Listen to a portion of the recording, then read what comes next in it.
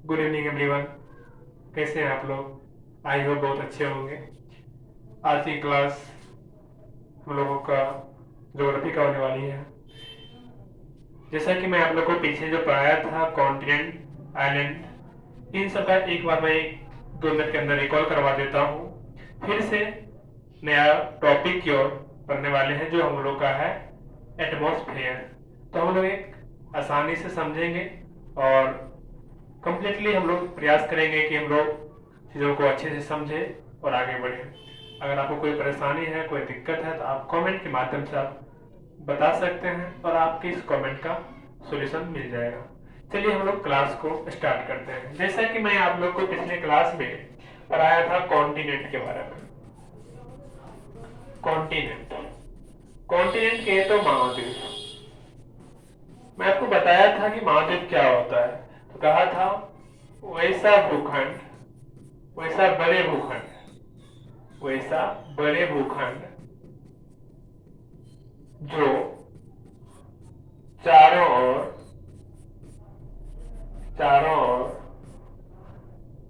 पानी से घिरा हो, पानी से घिरा हो, उसी को हम लोग क्या कहते हैं? द्वीप कहते हैं। All side surrounded to water in large area. बाबू जब इसकी बात हम किए थे तो बताए थे कि टोटल कॉन्टिनेंट कितने हैं? 7 बताए थे। कितने हैं पूरे वर्ल्ड में? 7 कॉन्टिनेंट है अकॉर्डिंग टू एरिया। हम लोग बात किए थे अकॉर्डिंग टू एरिया, यानी क्षेत्रफल की दृष्टि से 7 कॉन्टिनेंट हम लोग समझे थे। इसमें पहला था एशिया, दूसरा था अफ्रीका, तीसरा था नॉर्थ अमेरिका, चौथा था साउथ अमेरिका, पांचवा था अंटार्कटिका। पांचवा कौन था? अंटार्कटिका। और छठा था यूरोप और 7 नंबर का था ऑस्ट्रेलिया। मैं आपको बताया था ये जो कॉन्टिनेंट है अकॉर्डिंग टू एरिया है और इसका लार्जेस्ट कंट्री यानी एशिया का, पूरे एशिया का लार्जेस्ट कंट्री कौन था? चाइना। मैं आपको बताया क्वेश्चन पूछा जाएगा which is the largest country in the Asia continent, तो क्या होगा? चाइना। एशिया कौन था? चाइना। अफ्रीका का अल्जेरिया, अल्जेरिया। नॉर्थ अमेरिका का कौन था? कनाडा। साउथ अमेरिका का ब्राजील। अंटार्कटिका के पास कोई कॉन्टिनेंट नहीं है, दूसरा कंट्री नहीं है, सॉरी। यूरोप के पास रसिया और ऑस्ट्रेलिया के पास खुद एक कंट्री के नाम पे अपने आप को ये जाना जाता है। यहां तक क्लियर हुआ आपको? इसके बाद हम लोग पढ़े थे कॉन्टिनेंट। क्या पढ़े थे? कॉन्टिनेंट के बारे में पढ़ लिया हम लोग। आइलैंड क्या पढ़े इसके बारे में? आइलैंड। आइलैंड के तो द्वीप। द्वीप क्या होता है? वही बात, वैसा छोटे भूखंड जो चारों ओर पानी से घिरा हो। तो मैं आपको मेजर आइलैंड के नाम बताए थे जो वर्ल्ड में 4 बड़े आइलैंड थे। कौन कौन थे आपको याद होगा? Greenland. Which is the largest island in the world? आपसे पूछा जाए दुनिया का सबसे बड़ा आइलैंड कौन सा होगा? ग्रीनलैंड। दूसरा कौन था? New Guinea, New Guinea. तीसरा कौन था? बोर्नियो। और चौथा कौन था? Madagascar, Madagascar. इसके बाद मैं आपको पिछले क्लास में नहीं बताया था अकॉर्डिंग टू एरिया जो कंट्री है हमारा इंडिया कौन सा पोजीशन है? According to area position of India, यानी कह सकते हो कि क्षेत्रफल की दृष्टि से भारत का कौन सा स्थान है। तो क्षेत्रफल की दृष्टि से अगर देखा जाए, क्षेत्रफल के दृष्टि से भारत का 7वां स्थान है। कौन सा स्थान है? आपसे पूछा जाए क्षेत्रफल की दृष्टि से भारत का कौन सा स्थान है, 7वां स्थान है। तो ये 7वां स्थान है, जिससे पीछे 6 और कौन है, एक बार इसको हम लोग देख लेते हैं कि जो 7 है, हम लोग जानते हैं कि क्षेत्रफल की दृष्टि से भारत का 7वां स्थान है। तो ये 7 नाम कौन कौन है, एक बार देख लें।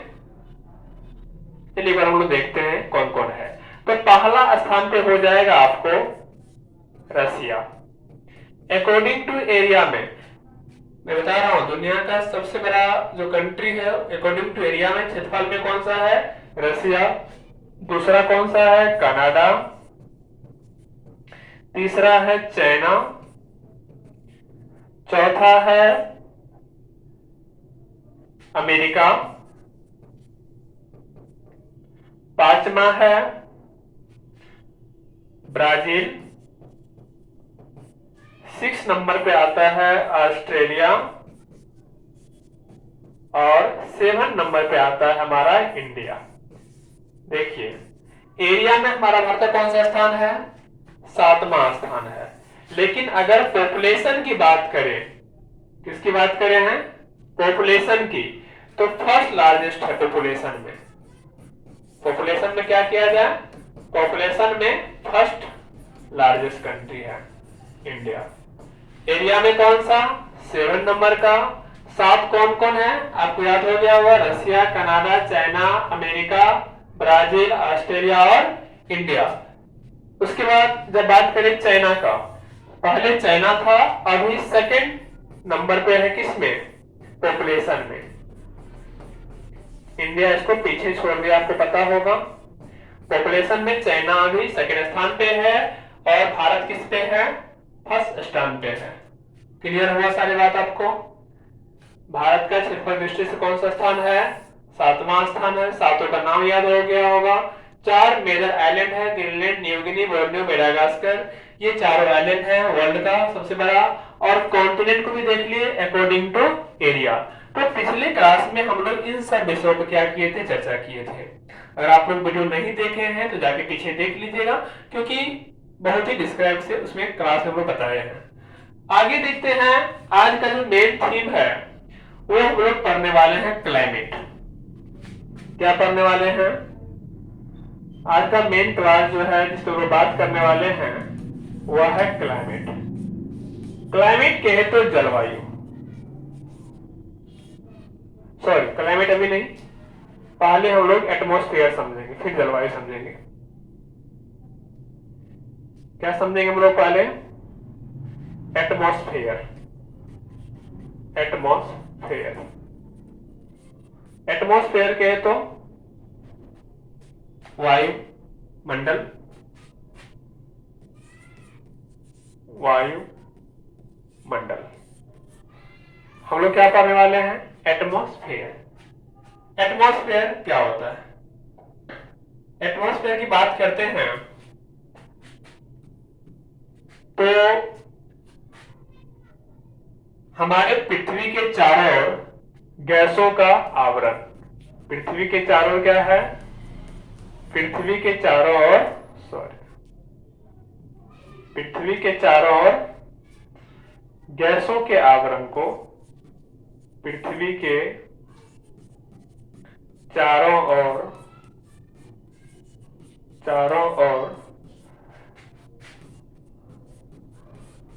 गैसों के आवरण को वायुमंडल कहते हैं।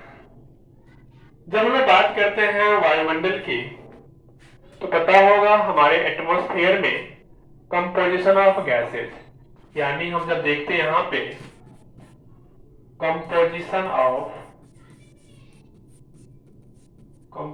ऑफ गैसेज, यानी एटमॉस्फेयर में गैसों का संयोजन। तो हम लोग क्या पढ़ने वाले हैं, एटमॉस्फेयर में गैसों का संयोजन। तो आपको पता होगा हमारे एटमॉस्फेयर में गैसों का, बताएं आपको कि पृथ्वी के चारों गैसों का आवरण, यानी पृथ्वी के चारों ओर क्या होता है, गैस जो है अपना सराउंडिंग बनाया। तो गैस में नाइट्रोजन हम लोग बात करते हैं तो कितना परसेंट है, 78%। उसके बाद ऑक्सीजन, ऑक्सीजन की जब बात करते हैं O2, इसकी लगभग देखा जाए 21%। CO2, CO2 कहे तो carbon dioxide, carbon dioxide CO2 0.04%। In other gas, other gases water vapour सब भी आ जाएगा इसमें 1%। ये क्या है, हमारी गैसों का कंपोजिशन है हमारे एटमॉस्फेयर में। इसके साथ हम और देखते हैं कि जो एटमॉस्फेयर है ये कितने परतों में बांटा हुआ है। तो layer of atmosphere, layers of atmosphere, हम लोग देखते हैं कि हमारे एटमॉस्फेयर में कितने लेयर हैं। हमारे एटमॉस्फेयर में कितने लेयर हैं, आपको पता होगा 5 लेयर है। कितने लेयर हैं, 5 लेयर हैं। कौन कौन है, ट्राई कर समझते हैं हम लोग। पहला आता है ट्रोपोस्फेयर, ट्रोपोस्फेयर। दूसरा आता है स्ट्रेटोस्फेयर, स्ट्रेटोस्फेयर। तीसरा आता है मीसोस्फेयर। उसके बाद आता है थर्मोस्फेयर, थर्मोस्फेयर। और लास्ट में आता है एक्सोस्फेयर। देखिए सबसे पहले ट्रोपोस्फेयर, स्ट्रेटोस्फेयर, मीसोस्फेयर, थर्मोस्फेयर और एक्सोस्फेयर। मैं आपको बता दूं, ट्रोपोस्फेयर और स्ट्रेटोस्फेयर के बीच में ही एक लेयर होता है। उस लेयर को हम लोग कहते हैं ओजोन लेयर।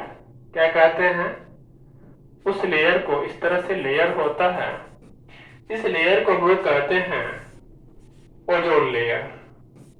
क्या कहते हैं, ओजोन लेयर। आपसे पूछा जाएगा किन दो स्फीयरों के बीच में, किन दो मंडलों के बीच में ओजोन लेयर पाया जाता है, तो स्ट्रेटोस्फीयर एंड ट्रोपोस्फीयर के बीच में क्या होता है, ओजोन लेयर पाया जाता है। हाँ, आपको याद होना चाहिए, आपको पता होगा जो ओजोन लेयर है ये क्या करता है, तो सन से आ रहे अल्ट्रावायलेट रे से हमें बचाने का काम करता है।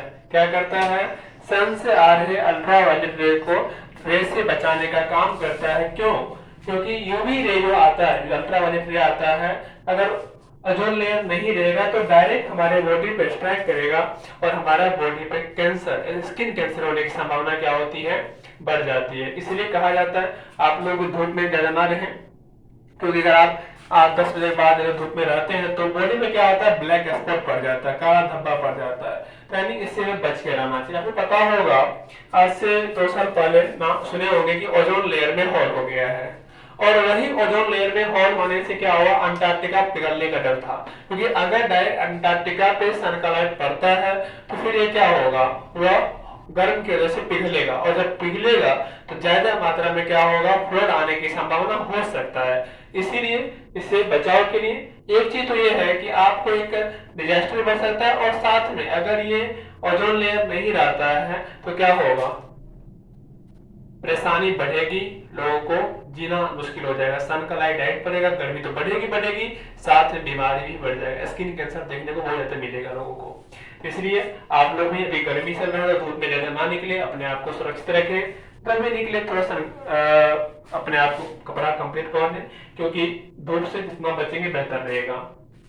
तो समझ में आया आपको कितने लेयर है हमारे एटमॉस्फेयर में, 5 लेयर है। कौन कौन लेयर है, आप लोग नीचे से लेयर है, देखिए पृथ्वी का सबसे निचला लेयर ट्रोपोस्फीयर, दूसरा कौन सा आता है, स्ट्रेटोस्फीयर, तीसरा कौन होता है, मेसोस्फीयर, चौथा कौन सा होता है, थर्मोस्फीयर, और पांचवा कौन सा होता है, एक्सोस्फीयर। आपको याद हो जाना चाहिए। मैं एक बार फिर रिपीट कर रहा हूं, आप मेरे साथ बोलोगे, जहां आप बैठे हो वही रिपीट करिए, अपने मन में बोलिए। मुंह से आवाज निकालने की कोशिश करिए। आप जहां वीडियो देख रहे हैं वहीं से कौन कौन लेयर है? पहला है ट्रोपोस्फेयर, दूसरा कौन सा होगा? स्ट्रेटोस्फेयर, तीसरा कौन होगा? मेसोस्फेयर, चौथा कौन होगा? थर्मोस्फेयर, पांचवा कौन सा है? एक्सोस्फेयर। यानी आपको याद हो गया होगा, नहीं हुआ है फिर रिपीट करिए, याद हो जाएगा, कोई बड़ी बात नहीं है। कंपोजिशन ऑफ गैसेज देख लिए हमारे एटमॉस्फेयर में, लेयर ऑफ एटमॉस्फेयर देख लिए। अब देखते हैं हम लोग जब जब हम लोग एटमॉस्फेयर की बात करते हैं, एटमॉस्फेयर एटमॉस्फेयर की बात करते हैं, वायुमंडल की बात करते हैं,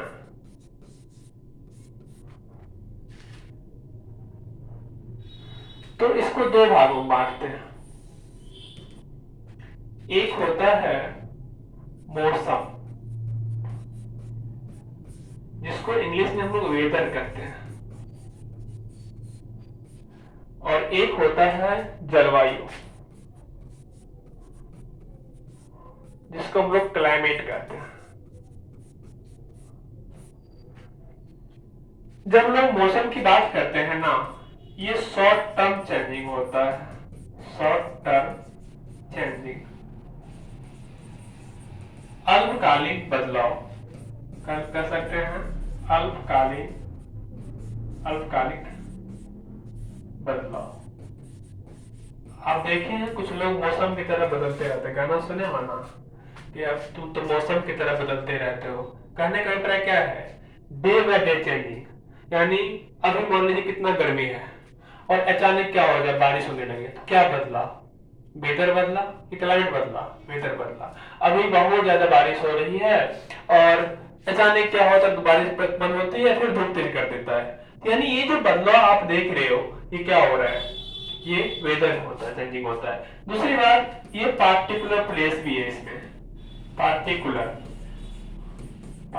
प्लेस, यानी आप देखोगे कि मध्यपुरा में बारिश हो, आप सुने होंगे मध्यपुरा में बारिश हो रही है, खगड़िया में बारिश नहीं हो रही है, सहरसा में बारिश नहीं हो रही है, तो यानी एक स्पेसिफिक एरिया को रिप्रेजेंट कर रहा है ये।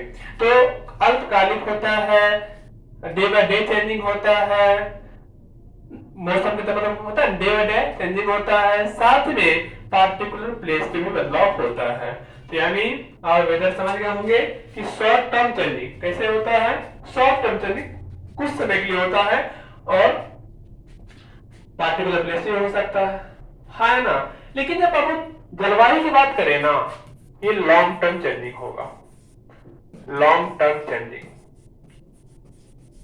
Long term changing. आप देख लो राजस्थान में देख लीजिए, बहुत कम बारिश होती है, बहुत सूखा पड़ा हुआ है।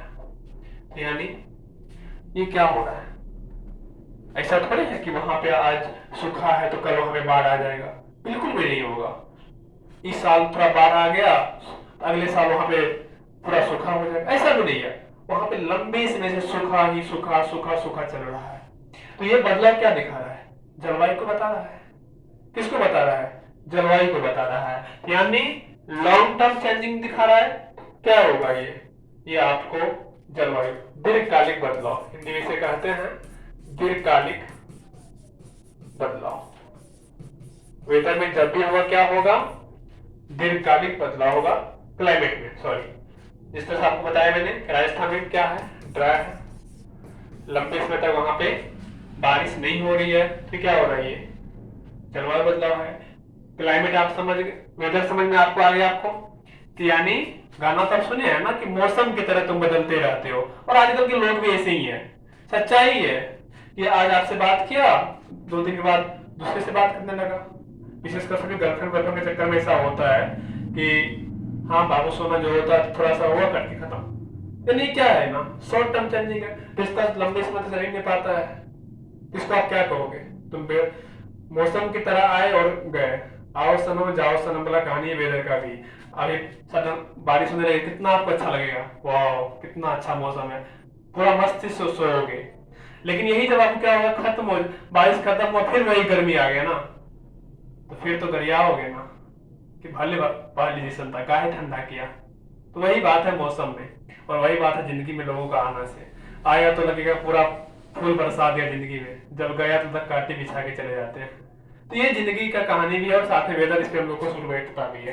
तो आप लोग को समझ में आया होगा। एक बात और आता है बाबू, ऋतु को लेकर आप समझेंगे। ऋतु कौन ऋतु? कोई ऋतु नाम का नहीं है, सच्चाई है, ऋतु नाम का कोई नहीं है। मैं आपको नाम नहीं है, ऋतु की बात करते हैं हम लोग तो सीजन। अभी कौन सा सीजन आप लोग बता सकते हैं? अभी कौन सा सीजन चल रहा है? बोले सर आम खाने का सीजन चल रहा है। नहीं, अभी मानसून चल रहा है, हमारे बिहार में मानसून प्रवेश कर चुकी है। तो बाबू सीजन की जब बात करते हैं तो सीजन को चार भागों में देखते हैं। चार प्रकार के सीजन होते हैं। कितने प्रकार सीजन होते हैं? चार। कौन कौन होते हैं? समर, बच्चा लोग अभी गर्मी छुट्टी हुआ था, समर। ग्रीष्मकाल, ग्रीष्म ऋतु। समर के बाद कौन आएगा? समर के आएगा बाद मानसून, मानसून। वर्षा ऋतु, अब मजा आएगा आप लोग को बारिश में स्नान करने में।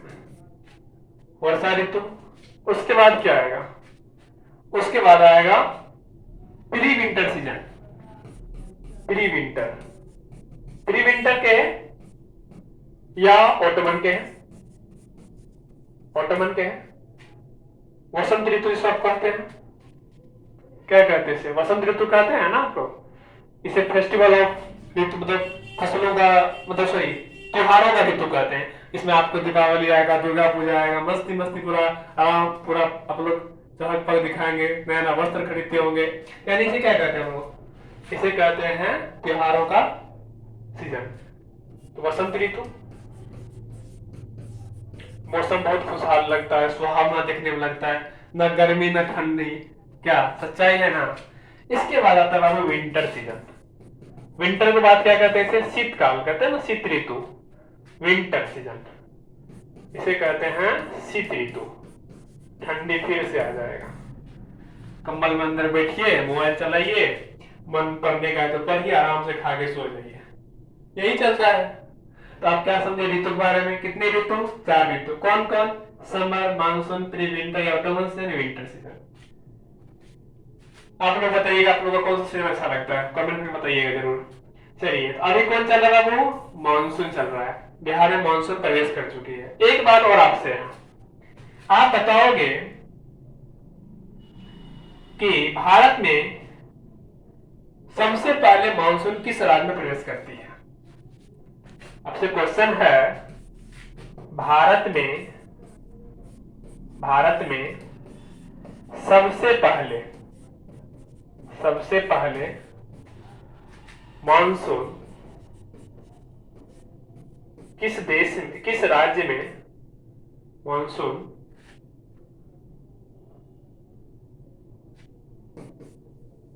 किस राज्य में प्रवेश करती है?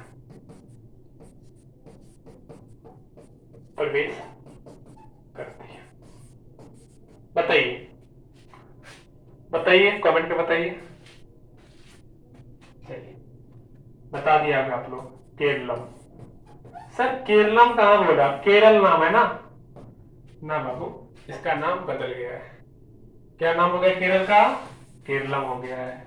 तो केरलम से क्या होता है? मानसून स्टार्ट होता है। आपको मैं, ये हमारा भारत का नक्शा है और ये मानसून यहां से स्टार्ट होता है, ये केरल है। और लास्ट में दिसंबर से देखोगे यहाँ पे तमिलनाडु पर लौटता हुआ मानसून कहाँ पे? दिसंबर में। और स्टार्टिंग कहाँ से होता है? केरल में। चलिए यहाँ तक आपको बहुत अच्छी समझ में आ गया होगा सारी बातें। उम्मीद है क्लास अच्छा लगा होगा, और अच्छा लगा होगा तो दोस्तों के साथ शेयर भी कर दीजिएगा और लाइक करिएगा, कमेंट में जरूर बताइएगा आपको क्लास कैसा लगा।